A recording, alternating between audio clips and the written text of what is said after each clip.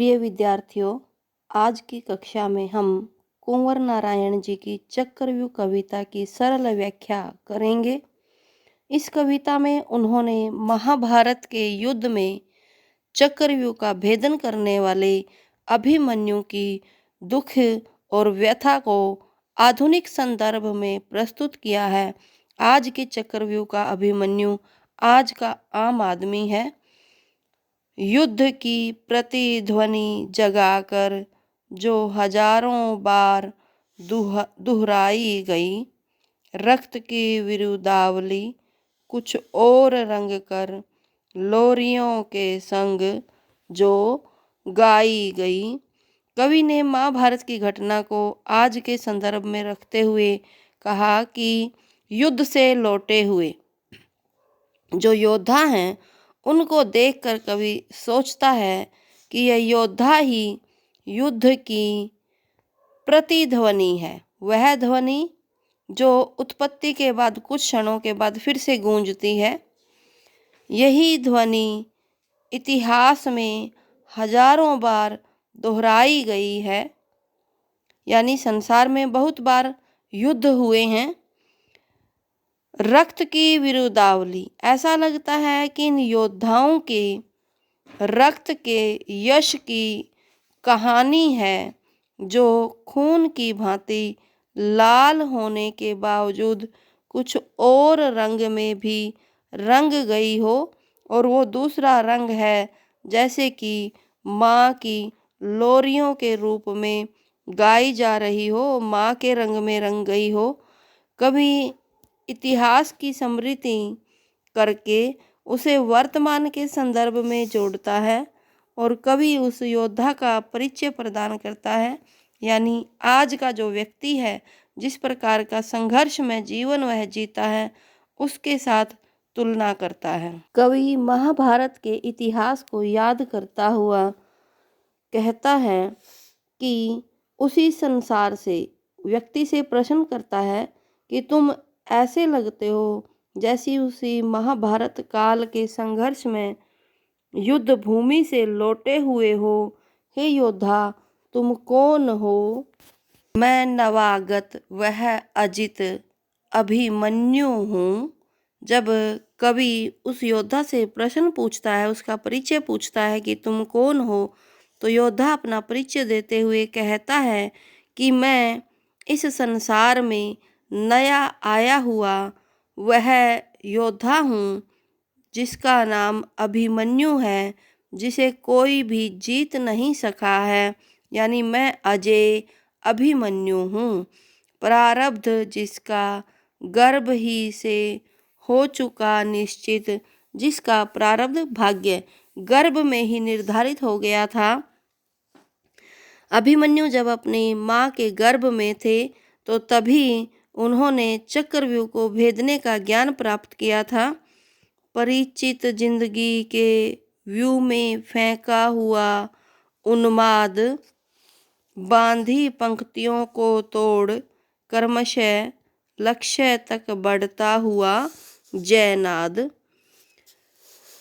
योद्धा कहता है कि मैं जीवन की जानी पहचानी जिंदगी के चक्र में फेंका हुआ वह उन्माद हूँ, पागलपन हूँ, और बंधी बंधाई पंक्ति को तोड़ करके अपने लक्ष्य को पाने के लिए निरंतर आगे बढ़ता हुआ उस जय घोष के समान हूँ। मेरे हाथ में टूटा हुआ पहिया, मेरे हाथ में रथ का टूटा हुआ एक पहिया है, पिघली आग सी संध्या, और उसका अस्तित्व जो है आग के समान पिघली हुई संध्या की तरह है। उस पहिए का जो अस्तित्व है वह पिघली हुई शाम के समान है, संध्या के समान है। मेरे बदन पर एक फूटा कवच, बदन पर मेरे शरीर पर जो कवच है वह भी युद्ध भूमि में लड़ते लड़ते शत विक्षत हो चुका है। सारी देह शत विक्षत और सारा शरीर भी जो है घायल हो चुका है। धरती खून में जो सनी लथपथ लाश, सारी धरती भी खून से रंग गई है और मेरा शरीर भी खून से लथपथ है, जैसे कि वह लाश हो। सिर पर गिद्ध सा मंडला रहा आकाश और मेरे सिर के ऊपर आसमान ऐसे लग रहा है जैसे कि गिद्ध पक्षी मुझे नोचने के लिए मेरे ऊपर मंडरा रहा हो। कवि ने अभिमन्यु के प्रसंग के माध्यम से आज के संघर्षरत मानव की विवशता युक्त वीरता का यहाँ उल्लेख किया है। बलिदान इस संघर्ष में कवि के प्रश्न का उत्तर देते हुए आगे योद्धा कहता है, मैं योद्धा है, यानी वर्तमान का आम व्यक्ति जिसकी तुलना अभिमन्यु से की जा रही है। मैं बलिदान इस संघर्ष में, जीवन रूपी इस युद्ध में मैं संघर्ष करते हुए बलिदान हो गया हूँ। कटु व्यंग हूँ उस तर्क पर, और तर्क की कसौटी पर एक तीखा व्यंग हूँ जो जिंदगी के नाम पर हारा गया, जो जिंदगी के नाम पर हार गया हूँ। आहूत हर युद्धाग्नि में, मैं हर युद्ध रूपी आग में आहुति के रूप में डाला गया हूँ। वह जीव हूँ निष्पाप, मैं ऐसा जीव हूँ जिसने कभी कोई पाप नहीं किया है, जिसको पूज कर मारा गया और मुझे पूजनीय बना करके फिर मेरा वध कर दिया गया। अर्थात मैंने किसी प्रकार का कोई कसूर नहीं किया, फिर भी मैं इस संसार की जो यातनाएं हैं उनका शिकार हो गया। वह शीश जिसका रक्त सदियों तक बहा, मैं जो है वह शरीर हूँ, वह सिर हूँ जिसका खून जो है केवल महाभारत के युद्ध में ही नहीं सदियों से बहता आ रहा है। वह दर्द जिसको बेगुनाहों ने सहा है। बेकसूर बालक अभिमन्यु का जैसे वध बेरहमी से किया गया था, वैसे ही आज के युग में न जाने कितने ही अभिमन्यु नित्य बलि का शिकार हो रहे हैं। यहाँ अभिमन्यु के चरित्र की जो ओजस्विता है उसका वर्णन किया है। महासंग्राम युग युग से चला आता महाभारत का जो युद्ध हुआ था उसी तरह का युद्ध जो है केवल उस महाभारत के समय ही नहीं, युगों युगों से ये युद्ध चले आ रहे हैं। जो महासंग्राम है, हजारों युद्ध उपदेशों, उपाख्यानों, कथाओं में छिपा वह पृष्ठ मेरा है। कवि कहता है कि जब वह प्रश्न किया तो योद्धा जवाब देते हुए कहता है कि ऐसे हजारों युद्ध हुए हैं जैसे महाभारत का युद्ध हुआ। महाभारत का युद्ध तो एक प्रतिमान रहा है, एक उसका उदाहरण रहा है युद्ध का। बाकी और भी बहुत से युद्ध हुए हैं। युद्धों की गाथाओं में, उपदेशों में, उपाख्यानों में कहीं न कहीं मेरा भी एक पेज है जो छिपा हुआ है, जहाँ सदियों पुराना व्यू जो दुर्भेद था टूटा, जहाँ अभिमन्यु कोई भयों के आतंक से छूटा।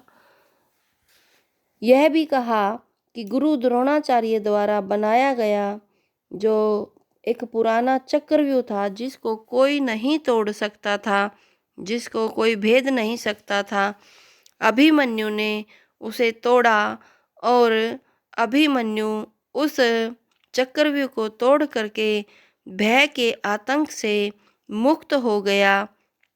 जहाँ उसने विजय के चंद घातक पलों में जाना, उसके वह विजयी योद्धा था, उसने उस विजय के क्षणों में ही, उन घायल क्षणों में, पलों में उसने यह पहचाना, यह जाना कि छल के लिए उद्यत व्यूह रक्षक वीर कायर हैं, कि जो चक्रव्यूह के रक्षक बने हुए हैं, जो अपने आप को वीर कहते हैं, वास्तव में वह वीर नहीं, वो कायर हैं।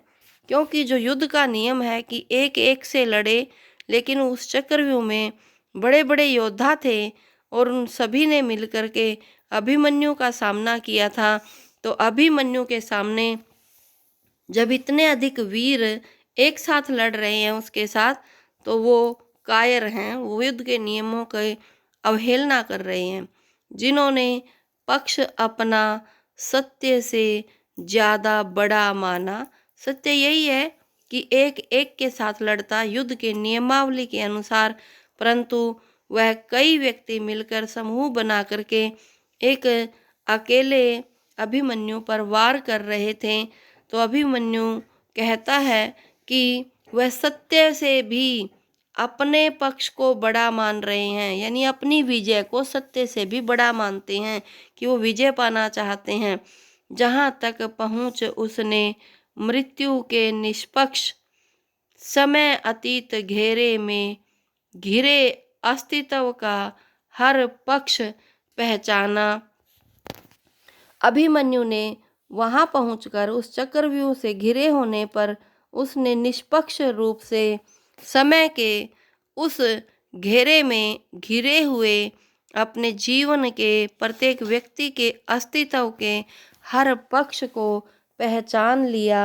अर्थात कहने का भाव ये है कि युद्ध में विजय प्राप्त करने के लिए किस प्रकार छल छद्म का उन्होंने सहारा लिया है, और उसके माध्यम से कवि कहना चाहता है कि आज का जो व्यक्ति है वह भी इस संसार में छल का शिकार होता है और संघर्ष करते हुए अभिमन्यु की भांति अपने इस जीवन को जीता है।